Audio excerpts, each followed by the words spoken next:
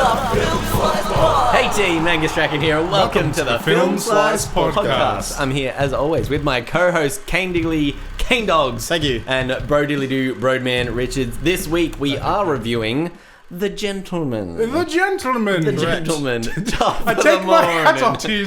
Well, thank you very much. Right. All right, yes, all gentlemen are Irish. All Irishmen are gentlemen? No, the second one. We'll get into it. What is this movie about? Kane Dogs. Sure. Okay. So you've got Jax from Sons of Anarchy, Hugh Grant from About a Boy, and Matthew McConaughey from Interstellar, and they all came together to make Guy Ritchie's sequel to Aladdin, a gangster film about Irishmen. I'm not happy that you didn't say Notting Hill for Hugh Grant, because sorry, I was going to say any of his movies. Yeah, it's a gangster film. It's Guy Ritchie returning to form. It's Lock, Stock, and Two Smoking Barrels and Snatch returning again. to form from whenever it was 20 years ago when he released Locks Up. You also got some people. You also got some people from Downton Abbey and from Last Christmas in there. Sprinkled around pretty as well. kind of old style cast in terms of like the UK market, I would say. I guess. Yes. Sweet. Would you watch it or would you not? Or would you wait for a streaming service? Watch or not or streaming service? That's the one. Yep. That's our famous segment. Sorry, that was you answering it? That's me answering. Okay, yeah, watch it. Go watch it. It's already stopped Jordan, playing. Would you not watch it or would you wait for a streaming service? I'd watch it. You'd watch it? Cool. Or wait for streaming or not watch it. No, watch it. Okay. It's already being taken down from some cinemas. I had to go to not my home, not my usual place to see it. I had to go to not my home to watch this film. Usually I just download them illegally. No, I had to go to not my usual cinema. So it's already been taken down, but well worth a cinema experience. When was it released? I think 2 weeks ago. I think it was released a fair while ago. Was it? Well, good. Hopefully by the time It was you listen to released this, a gentlemanly time ago. hopefully you've already seen it then, in which case... Well, Good on you for watching it, because that is also what I agree with. Go to the cinemas and watch this movie. It's a fun experience, and it's a bloody top one. Get it up Fair here. enough. Broadman. The old me says that it's a wait for streaming service film. Okay, please explain. I'll explain. I think it was pretty average. I think it was very similar to his other films in that it felt like it was made in the late 90s to early 2000s in tone. I thought it was a lot prettier than a lot of films that were made like back then, like much better cameras and all that sort of good cinematography, that sort of stuff. But just tonally and kind of all of the carriage and stuff, it just felt like, this is a bit of an outdated film. It's a very Guy Ritchie film. It could very well have been a script that he had lying around for ages as well. More than likely, yeah. Probably, yeah.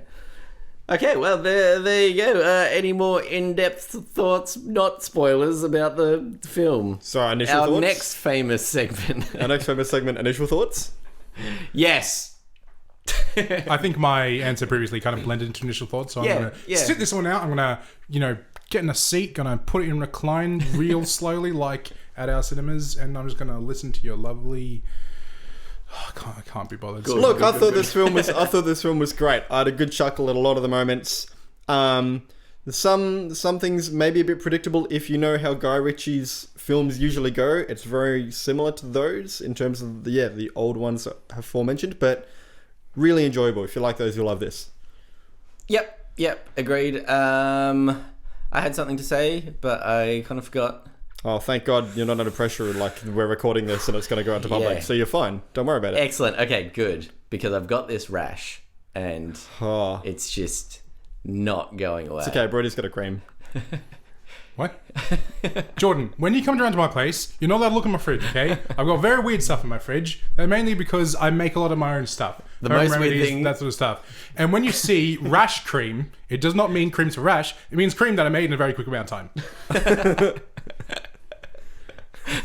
What a setup. That was a pre-written joke, and I did not just get showered in water from Brody trying to drink. Sweet. All right. Anyone got a cinema dick for this week? I mean, we usually go to spoilers first, but sure, we'll go straight to cinema dick. No, we usually go to cinema dick first. We do cinema dick. Oh, we've changed the order, haven't we? You are wrong. You are no longer a gentleman. I do. I have a cinema saint. I'm gonna bring it up because it deserves to be brought up. I took I took Brody to see this film in that. Like, I picked Brody up, we went together. Cute.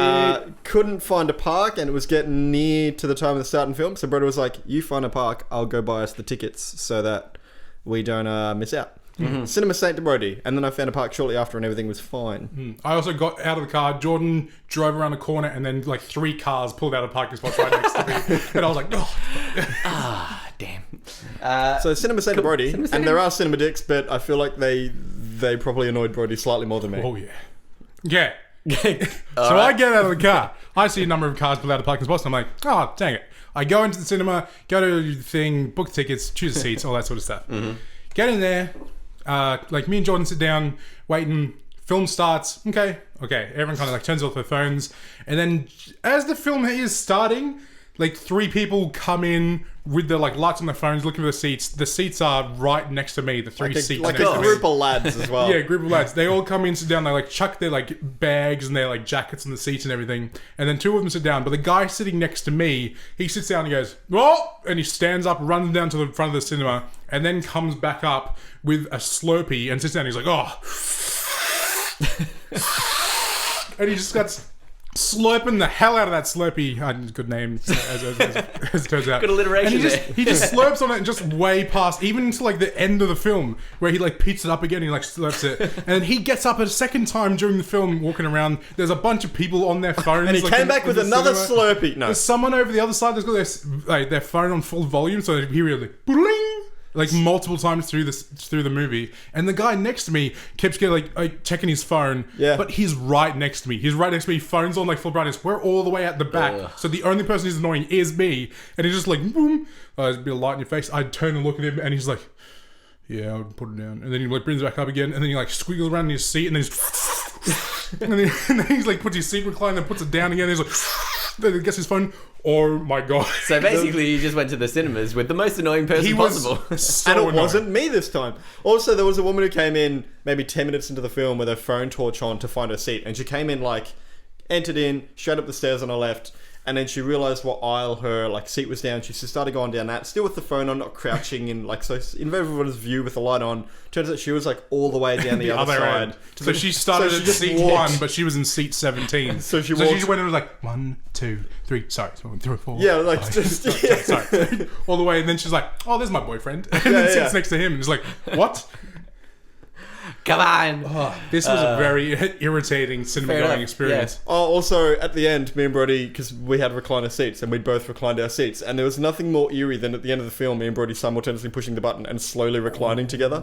And it was just, As the titles were scrolling it was up. just such a weird feeling. It was weird. Yeah. Angus, Cinema Dick. Cinema Dick. The only Cinema Dick I have is Your own. designated seating, where I rocked up like a good maybe like 15-20 minutes before the film, because I knew this was my only chance to see it before the podcast. I'm like, yep, gotta get there. Got there, and all of the good seats were taken by people that rocked up halfway in the middle of the film. Hold on. All because of designated seating. So so like they they show up ordered really they late, ordered but it they- online. yeah. They ordered it online. They showed up. They didn't see all the movie, but they got the best seats because they ordered it online. And you're in Allocated seating. shitty seats, but you Yeah. rocked up like half an hour before the Yeah. film started. Amazing. Oh. and I Allocated seating at its refused, I best. refused to order online because it's $3. It is more Extra expensive, yeah. It should be to do it cheaper. online. It should be cheaper. Yeah, it should be. We're doing their job for them. Anyway, that was the only cinema that, and there was a kid next to me who Yep, Cinema Dick.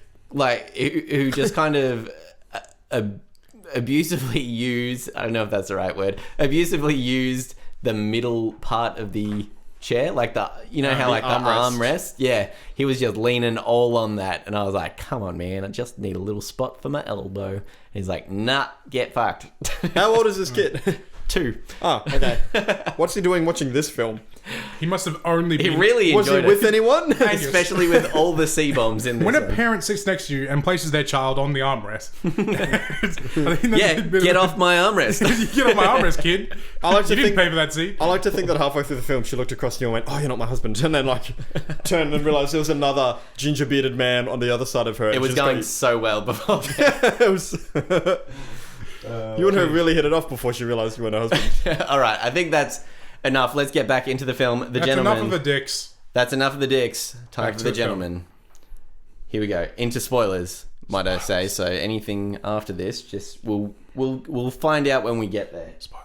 Oh, what a cool sound effect, Angus. All right, we're in the spoiler section where we dissect and divulge everything about the film. You've been warned. Look out. Shane warned. We'll probably shoot you in the face or throw you off a bridge and let a train that get escalated run over very by... quickly. You were not a gentleman in my book, sir. Well, that's how we do it in the old country. In old England. All right, now that we are in the spoiler section, it is time We can for spoil our... anything. We can spoil any film for you. Anything Any film. at all. So the new film that just came out, 1917. Nah, I'm fucking with you. But do tune into that podcast. That is an episode 2 episodes ago, 3 episodes ago, something about that. We've done Look, that. we don't need to talk about our regrets. All right, it is time for... what's in the mail. box? That's right, what's in the mailbox, where you, our lovely listeners, type in to the podcast and get your Send 15 in your seconds little messages to of us that we gotta read fame. out and answer. That's it. So we put up on all of our social medias, so our Facebooks. We our absolutely did, and Instagrams. I haven't deleted Facebook, and therefore subsequently forgot to do that. Fantastic. Correct. Lot of Fucking-tastic. irrelevant information. Well, I've got nothing. Oh, I do have one thing, because Angus's sister is quietly sitting here listening to us do this. Cassie, I know you refused to participate, but yeah, thanks for waving. First up, You can answer in blinks. Could you tell us what you thought of the gentleman in one sentence? Oh, she there absolutely was a can. thumbs That's up. good. There was a thumbs up. She'd definitely be Yes, capable of thumbs that. up. Anyway, Yeah. cool. Cool. All right. I guess that was What's in the mail. box? Excellent. Thank you once again, everyone, for writing in. Yeah, we thanks. love your participation. One of Thanks the everybody for excellent segment participating. in the podcast that... Oh, man. What's All right. it like to watch a podcast? That's fun. She actually goes to like actual comedy podcast recordings.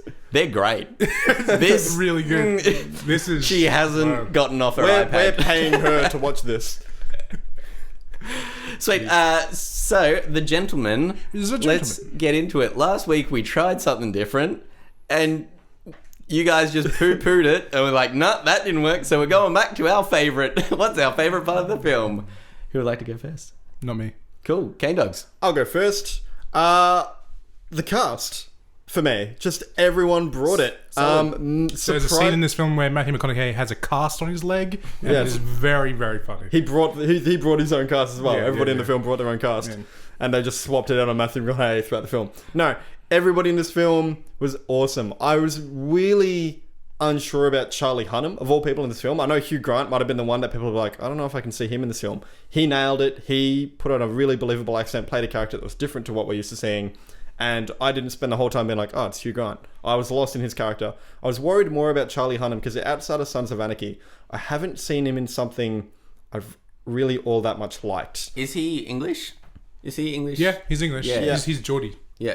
And he did do another Guy Ritchie film. He did the King Arthur. the and King Legend Arthur. Of the I think it was Sword. just called King Arthur And the Legend of the Sword. and the Legend of the Sword. Yeah, so it's just called King Arthur. I think that was. And what Legend it of was. the and the Legend of the Sword. and the Legend of the Sword. Yeah. So, but even he turned out to be one of my favorite characters. But everyone in this, was great. There wasn't a single character on screen where, because it has a large cast and there's a lot of different stories being told that eventually culminate. But usually in films like that, there's usually 2 or 3 characters where I'm like, no, I don't care too much. Get back to the characters I like. Every single character in this held their own to the point where every time someone was on screen, I wasn't waiting for them to leave the screen. Yeah. All of them brought it for me. I loved it. Colin Farrell was awesome. Yeah, weirdly put in, but also, But I loved really it. Yeah, it was great. enjoyable. Really cool. He's my favorite part of this film. Yeah, He's he was actually great. my favorite part. I really enjoyed all of his moments in the film. I really liked his character as well. How he kind of didn't really want to be in this world, but he was like taking responsibility for. He's got to do it for his boys. The kids that he's like training up. He's the coach, right? And there's an incredibly funny scene with his character kind of talking to Charlie Hunnam's character about something he's made another character do. The let's just say. blackmail. Yeah, and the way Colin Farrell's just kind of looking at Charlie Hunnam is just great. It's just like, man, once you can't unsee, once you've seen it, you can't unsee it. Really. And Colin Farrell's just like, no, I'm gonna have nightmares. Oh man, I thought he was really great throughout the entire movie. I really liked his character and I really liked him. Colin Farrell has incredible comedic timing, Yeah. and yet he hasn't been in nearly as many comedies as I'd like him to be. I really want just more films where he plays this kind of a character. Because he I feel usually... like he's been. I feel like a lot of films I've seen him in, he's been very comedic. Like in Bruges, and was he in Seven Psychopaths? I think it was. He was in that, yep. Yeah, and then I feel like. He's probably one of those actors that doesn't want to do too much of the same thing. Like he's always everything that He I've only seen wants to him do in, he's, Bullseye like, from done, Daredevil. like, He just wants to keep doing that. yeah. That was his greatest role. Ever wants to do that again. His breakout role was that in Phone Booth. But I think he's probably one of those actors that doesn't really want to be like pigeonholed into that one. Like he doesn't want to one be wants to be a comedic actor. Well, the next thing he's doing is he's Penguin he's been cast as Penguin for the Batman films, which will be Again, I mean, super different from what he's done before, I guess. Yeah. But it'll I'm be so interesting. sick of superhero films. yeah. No, Brody, but this one's a Batman. We haven't had many Batman films. I'm so sick I'm of sick of Batman. DC films as well. More so.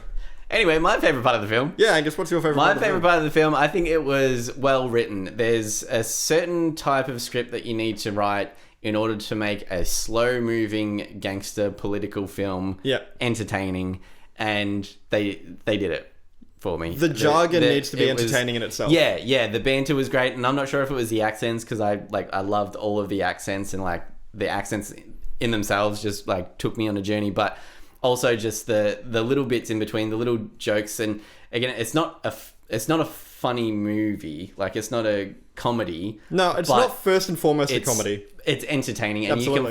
you can find the humor in the little bits of dialogue that they have. Yep. I have to specially shout out to one of my favorite bits, and I saw this with my girlfriend, and she couldn't stop laughing for at least 2 minutes. She had the giggles bad. Was when Fahak jumps off the bridge and gets hit by a train, and then it's a harsh cut to Matthew McConaughey saying, "You really need to invest in parachutes." Yeah. Anyway, it's like, who was that flying fuckboy? And my girlfriend just lost it. Like it absolutely, and it was those little bits that. there's a lot of throwaway lines So entertaining, yeah. that are just so well, little quips that are so well, Yeah. like hidden gems in the script. Exactly, yeah. They're just so great. I mean, the Fahak stuff was great, Yeah. with Colin Farrell introducing it as well. Like it's like, I can do you one better. Fuck. Pahak. Is your name Fuck? Yeah, that was good. Oh, yeah, they're just like, oh, for fuck's sake. yeah. Fuck. He's like, gets Yeah, all caught it up. was like little bits like that, and I feel like that only really comes from like, I guess, Guy Ritchie's experience of living in England, and there's a very kind of English sense of humor, and like someone only in that kind of atmosphere. Not saying like he's a gangster. Don't shoot me, Guy Ritchie. But Guy Ritchie, we're on to you. We've called the police. They'll be there. It's the Australian Federal Police, so they'll be there in a couple of years. but That would like be a great headline on newspaper, wouldn't it be? Guy Ritchie kills Australian bum. Cures Australian bogan living in Flemington. Yeah, got him. for calling him out. Anyway, that was my favorite part Yeah, of the that's film. fair, that's I think the writing was great, and I think it's again, my sister's listening, and I'll shout her out. But this was We'll was her shout out comment, her. even though she's not speaking. She mentioned that it's definitely a film that was directed and written by and produced by the one person, and it's not necessarily a bad thing. It's just There was no studio interference, and that was notable. Yeah. It's the amount of C-bombs that get dropped, the amount of potentially questionable jokes that are in there. There clearly wasn't a big studio being like, "No, cut that out. Can't do that." Exactly. Yeah, for sure. Which it was kind of freeing to see someone's work in its entirety. Yeah. Having said that, let's get to the word. We have done Brody. Have we done your main positive, or is Yeah, it just Colin that it was Farrell. Colin Farrell as well? Yeah. Okay, cool. Listen up. Oh, I was, but I wasn't sure if you were just agreeing with me or if that was counting as yours. Agreed. We're all trying to learn how to count. Most worst part of the film. What Worst got part. under your skin? Brody, physically, it was uncomfortable. I didn't like it. Bro, next time if you could reframe. Look, Jordan, if you're going to put a zip on the back of you, where you can just zip it open and I can get under your skin. Another Like, Hannibal if you're Lecter going to go, moment here on the if you're going to go podcast. through all the steps of getting that sort of surgery, which was very, very specific That's and complicated. 3 weeks in the running. A Hannibal Lecter. I was peer pressured into it being cool. Well, it is cool when you unzip your skin. Shall I go? The for gentleman. negatives? Yeah, we're all gentlemen here. Shall I kick us off with the negatives? Kick us off, please. Well, a lot of the plot twists were ones that I could call. And I think that's just because, as said, it was a return to form for some of his earlier films like this. They each had a particular tone and a particular sort of trajectory that they all ended up going in. and this one was the same. And because of that, you could really call a lot of the plot twists that were going to come. You knew everyone was going to sort of double cross each other. You knew that if it was going to start with someone being blackmailed and they were going to be telling the story about why I'm blackmailing you, that by the end, the odds other person being blackmailed is like, by the way, I'm steps ahead of you and have been this whole time. It's just that sort of thing where you already know the main characters are going to end up one-ing up the bad guys the whole time. Yeah, I agree with you. The thing that got me was the very opening scene. Matthew McConaughey dies, or it looks like he gets shot. Because you just corrected yourself with "it looks like," I immediately knew Matthew McConaughey didn't die. But so what I went in kind of with very low expectations after that scene, because I'm like, okay, so this is a murder mystery, and we're just going to find out who framed Roger Rabbit. Yep. Exactly, yeah. So I was excited that was a twist, because it gave us a chance to be like, okay, so what's going to happen now, kind of thing. Brody, which did they you think kind of play on a bit, but yeah, like I did you think Matthew McConaughey died? Also, I haven't seen Lock, Stock or many of his other films. So Snatch, man. Lock, Stock, Snatch. Snatch is my favorite of his films, and if you were gonna watch one Guy Ritchie, if you like The Gentleman and you're like, I watched Aladdin. More, yeah, don't. If you watched this movie and you came out wanting to watch a similar thing, go watch Snatch. It's a really good one. But I think the problem is, now that I know his theory, which is what you're getting at, is like, once you know his tropes and his ideas and all that, it becomes readable. It does. It becomes formulaic, and this was my biggest negative to that is that this followed that relatively predictable formula at this point, which is that just assume even though everybody's like, these are the facts, assume they're not the facts, and if anyone has an opportunity to double cross each other, assume they did. They did, yeah. And that's just his sort of all of his films. The formulaic thing was my biggest negative, just because it felt like a film that was made like maybe like 20 years ago. It was just like and very similar to a lot of Guy Ritchie's other films where there's no decent female character.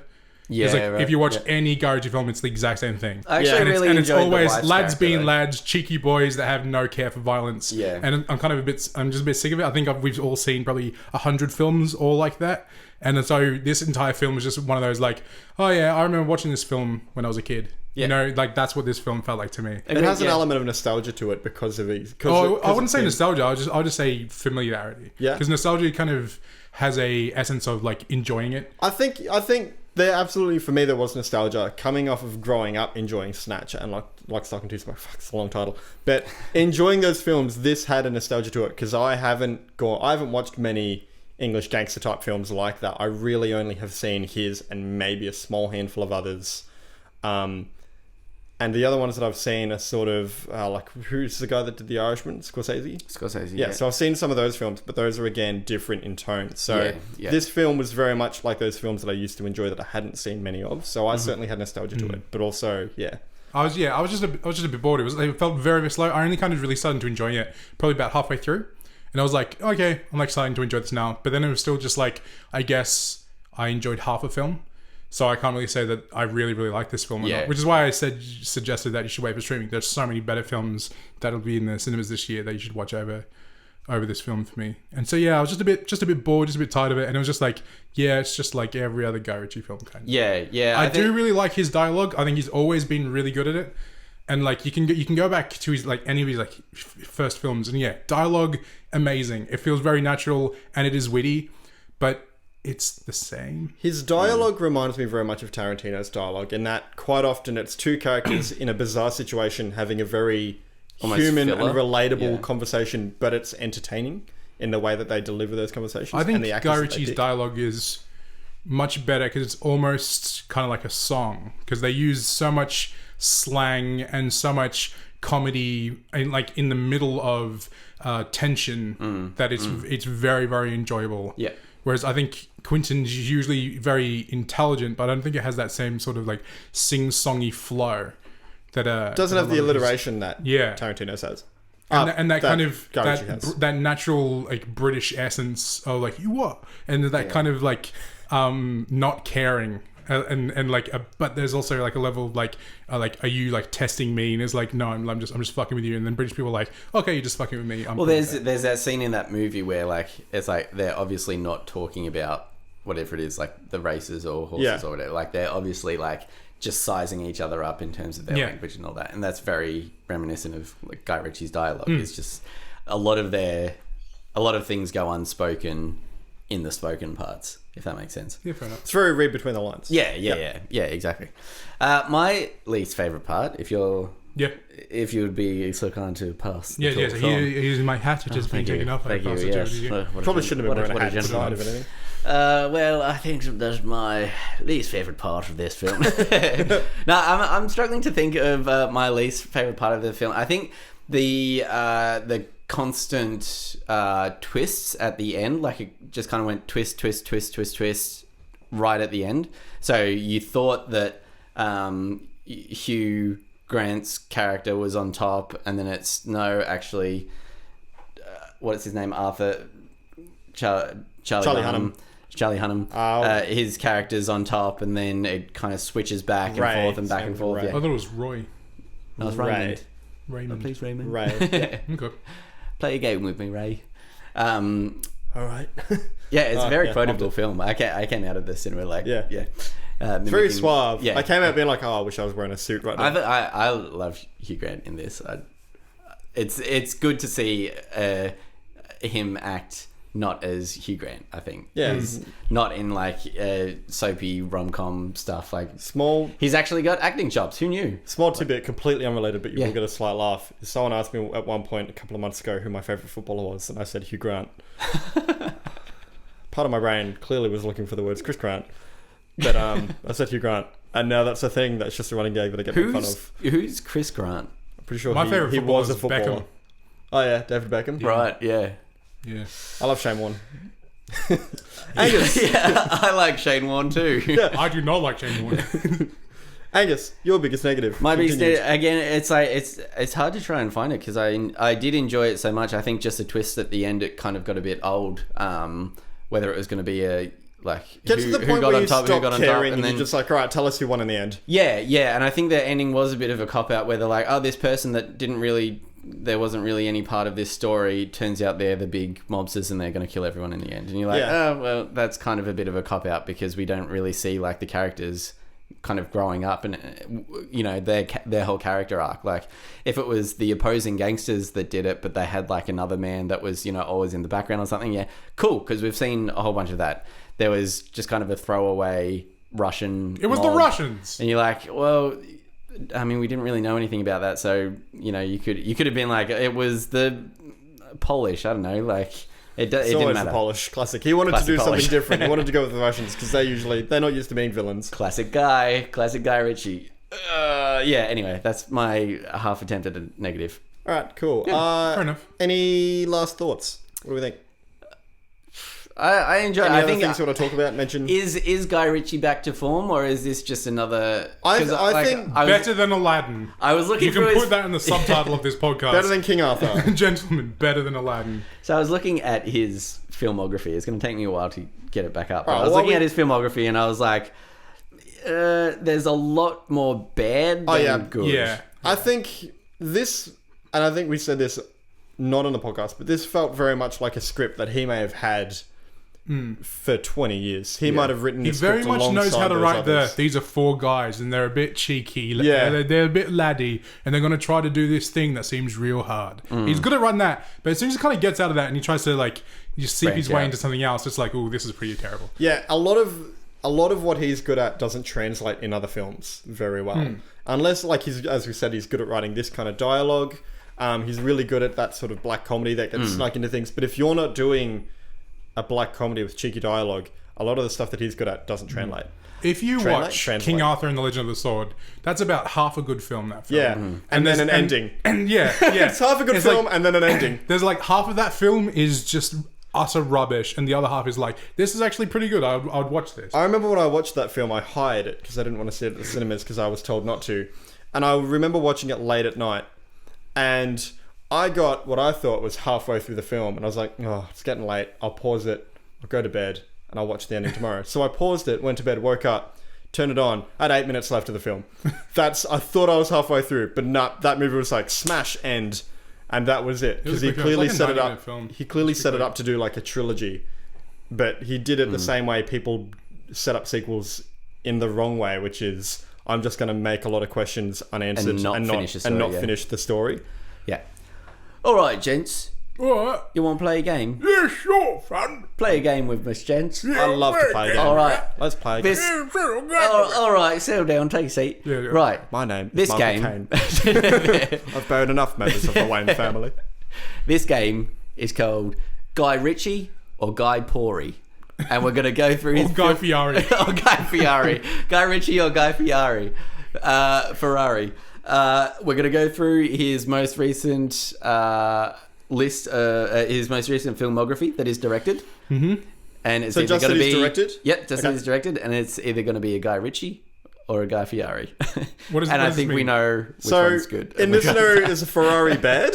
Well, I went with Richie and Poor, like rich and poor, but you guys kind of messed. Ah. messed Hey, with I that. did nothing. Let's go back to Rich and Paul. Okay, Richie or Pori? Great. All right, The Gentleman, Richie. Rich Pori. Aladdin, Pori. Corey. Pori, King Arthur, Richie. Corey. The Man from U.N.C.L.E. Richie. Oh, Richie. I haven't seen that one. It's good. Is it You good? should watch Yeah, it. I'll Yeah, watch yeah, it. It's Okay. one of the few films It's that one of the isn't... few films where you should. Yeah, it's one of those... Yeah, it's one of those films. It's one of those few films where it's not One of those just a few bunch films of where it's not just a lads. bunch of lads. But it doing is stuff. good. All right, It is pretty okay. good. So Guy Recommendy. really. Yeah, Guy Recommended. Guy Recommendy. Yep. Cool. There you go. Hague Club. What? Don't know what that Guy one is. Watt. Pori. It looks like David Beckham. I think it was an ad. I mean, could be good. H&M Spring. No, that's They're an all ad. ads. Okay, Sherlock 2. Poor. Oh, Richie, I like the Sherlock films. The Yeah, old- Sherlock 1. yeah, Richie. Poor. You didn't like the Robert Downey Jr. Sherlock No. films? Really? They were Because great. because they thought it was came fun. out. They Yeah. came out like a year after Iron Man, and it just felt like they went, "Can you just do Iron Man?" But instead of Iron Man, You know that Sherlock Holmes has been around for a lot longer yeah, I than know. Iron But Man. in terms of the way they portrayed Sherlock Holmes, they just got Robert Downey Jr. to do how he did Iron Man. I'm pretty sure Sherlock Holmes. I thought it came out before Iron Man. Nope.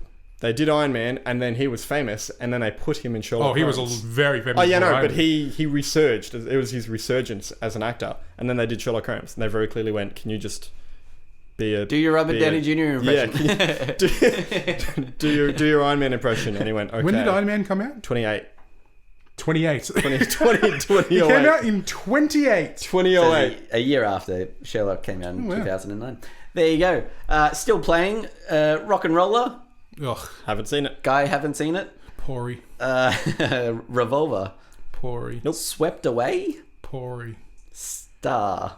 Pori. Oh, it's probably great. Snatch. Good. Richie. Real good. I Lock, mean, Stock, rich. and Rich. Lock, You know, Stock, and Two Lost Smoking a lot, Barrels. Jordan. No, Guy good. That's Guy what we good. said. Guy good and Guy not so Jeez, good. what is happening?